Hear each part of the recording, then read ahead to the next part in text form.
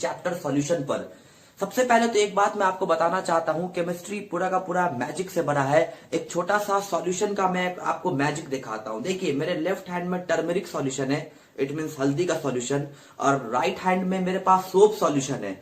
अब जरा देखिएगा सोप सॉल्यूशन को जब मैं टर्मरिक सॉल्यूशन में डालूंगा तो देखते हैं क्या होता है। देखिए मैंने क्या किया, मैंने यहां पर सोप सॉल्यूशन को टर्मरिक सॉल्यूशन में डाल दिया।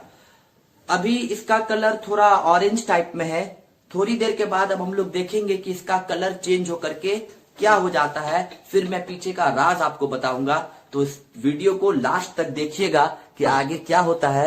चलिए तो अब हम लोग शुरू करते हैं। बेसिकली ये जो वीडियो है ये क्लास 12 के स्टूडेंट के लिए है, जो कि चैप्टर है सॉल्यूशन, और सीबीएसई बोर्ड वालों के लिए एक छोटा सा नोटिस है। एनसीईआरटी बुक का जो पहला चैप्टर है उसका नाम है सॉलिड स्टेट। सीबीएसई ने सॉलिड स्टेट को बोर्ड के से हटा दिया है पिछले ही सेशन में 2019 और 20 में। एक्चुअली सीबीएसई बोर्ड वालों के लिए जो केमिस्ट्री का पहला चैप्टर अब है वो आपको सॉलिड स्टेट नहीं होकर के अब सॉल्यूशन है। तो चलिए अब हम लोग शुरू करते हैं chapter solutions. Okay, actually solution है क्या?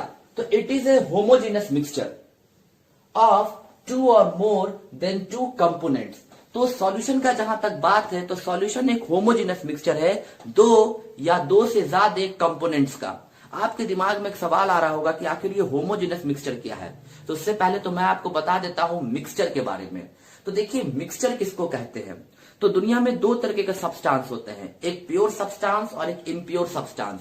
प्योर सब्सटेंस में आपको एलिमेंट्स और कंपाउंड्स आ जाते हैं, जबकि इम्प्योर सब्सटेंस को हम लोग मिक्सचर कहते हैं। जहां तक बात है मिक्सचर का, तो मिक्सचर आपको 2 या 2 से ज्यादा चीजों से मिलकर के बनी होती हैं। मिक्सचर आपको 2 या 2 से ज्यादा चीजों या किसी कंपोनेंट से मिलकर के बनी होती हैं, और मिक्सचर में जितने भी चीजें प्रेजेंट होते हैं उनका रेशियो फिक्स नहीं होता है।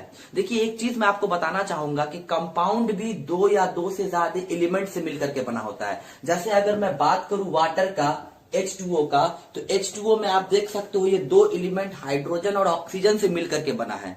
लेकिन जहां तक बात है वाटर का, तो वाटर को हम लोग मिक्सचर नहीं बोलेंगे। वाटर एक प्योर सब्सटेंस है, वाटर एक कंपाउंड के कैटेगरी में आता है। जानते हैं क्यों? क्योंकि वाटर में हाइड्रोजन और ऑक्सीजन के जो मास का रेशियो है वो फिक्स है, दैट इज 1:8। तो कंपाउंड मतलब प्योर सब्सटेंस का जो रेशियो होता है उसके कंपोनेंट्स का वो फिक्स होता है। सिमिलरली कार्बन डाइऑक्साइड की बात करें तो वो भी कार्बन और ऑक्सीजन से मिला है, और उसमें भी कार्बन और ऑक्सीजन के मास का रेशियो फिक्स है। अगर मैं बात करूं अमोनिया का, ammonia stand for what? NH3। तो अमोनिया की मैं बात करूं तो नाइट्रोजन का मास 14 होता है और हाइड्रोजन का मास 1 होता है। ऐसा 3 हाइड्रोजन है, तो इसका रेशियो हो जाएगा 14:3। क्योंकि 14 और 3 कभी जिंदगी में कटेगा नहीं, तो इसका यही रेशियो हो जाएगा 14:3।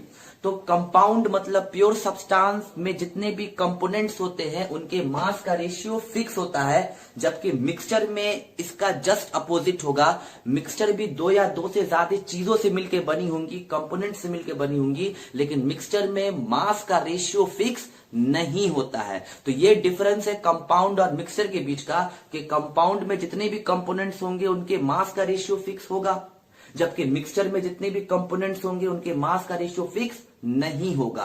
तो ये बात समझ में आया। तो there is a 2 type of mixture, homogeneous mixture and heterogeneous mixture. तो अब ये होमोजेनस मिक्सचर क्या है? एक्चुअली होमोजेनस मिक्सचर स्टूडेंट हम उस मिक्सचर को कहते हैं जिसमें जितनी भी चीजें प्रेजेंट होती हैं वो यूनिफॉर्म कंपोजिशंस में होंगी। अब आपके दिमाग में एक सवाल आ रहा होगा कि अब ये यूनिफॉर्म कंपोजिशन क्या होता है। यूनिफॉर्म कंपोजिशन कहने का सेंस ये है कि फिजिकली हम देख करके नहीं बता सकते हैं कि किस में क्या प्रेजेंट है। एक छोटा सा एग्जांपल ले लीजिए, आप इसको अपने घर पे ट्राई कीजिएगा और कमेंट बॉक्स में मुझे बताइएगा। आप वाटर ले लो, हाफ गिलास या 1 गिलास भी ले सकते हो, और उसमें थोड़ा सा शुगर या सॉल्ट को ऐड करो। जब शुगर और सॉल्ट जब वाटर में फुल्ली डिसॉल्व हो जाएगा तो आप देख के नहीं बता सकते हो कि अब शुगर कहां पर है और वाटर का मॉलिक्यूल कहां पर है। सिमिलरली आप एयर का एग्जांपल ले लो। Air is example of homogeneous mixture. Air में जहां तक बात है तो 78% अप्रॉक्स नाइट्रोजन, 21% अप्रॉक्स ऑक्सीजन और 0. कुछ percent approx carbon dioxide, water vapour और आर्गन प्रेजेंट है। और एयर में देख करके कोई नहीं बता सकता कि कहां पर नाइट्रोजन है, कहां पर ऑक्सीजन है, कहां पर वाटर वेपर है। जानते हैं क्यों? क्योंकि एयर एक होमोजेनस मिक्सचर है और होमोजेनस मिक्सचर का जो कंपोजिशंस होता है, उनका जो बनाने वाला जो कंपोनेंट्स है, उसको देख करके फिजिकली हम नहीं बता सकते कि कहां पर क्या प्रेजेंट है। इसी का मीनिंग आप समझ सकते हो, यूनिफॉर्म कंपोजिशन। मतलब देख करके नहीं बताया जा सकता कि कहां पर क्या प्रेजेंट है। तो ये हो गया होमोजेनस मिक्सचर। जबकि जहां तक बात है हेट्रोजेनस मिक्सचर का, तो हेट्रोजेनस मिक्सचर में जितने भी कंपोनेंट्स होते हैं वो फिजिकली उसको हम विजुअलाइज कर सकते हैं। जैसे आप घर पे करके देखना, वाटर में आप सैंड मिला दो, आप लाख डिसॉल्व करोगे, वाटर और सैंड कभी डिसॉल्व नहीं होगा। और आप देख करके बता सकते हो कि कहां पर वाटर का लेवल है और कहां पर सैंड का लेवल है। आप देख करके बता सकते हो कहां पे वाटर है, कहां पर सैंड है। जानते हैं क्यों?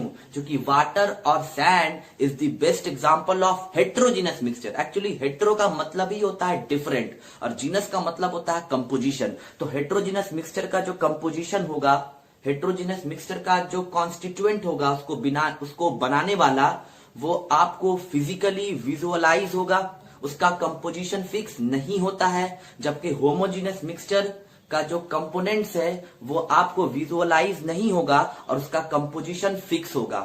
तो जहां तक बात है सॉल्यूशन का, तो एक बार फिर सुनेंगे, it is a homogeneous mixture. तो सॉल्यूशन एक होमोजीनस मिक्सचर है स्टूडेंट, ऑफ 2 और मोर देन 2 कंपोनेंट्स। और सॉल्यूशन 2 या 2 से ज्यादा चीजों से मिला करके बनाया जा सकता है। और सॉल्यूशन में जितनी भी चीजें प्रेजेंट होती हैं उनको देख करके नहीं बता सकते हैं कि अब इसमें क्या प्रेजेंट है। चलिए तो अब हम लोग आगे की तरफ बढ़ते हैं, कुछ एग्जांपल्स देखते हैं सॉल्यूशन का।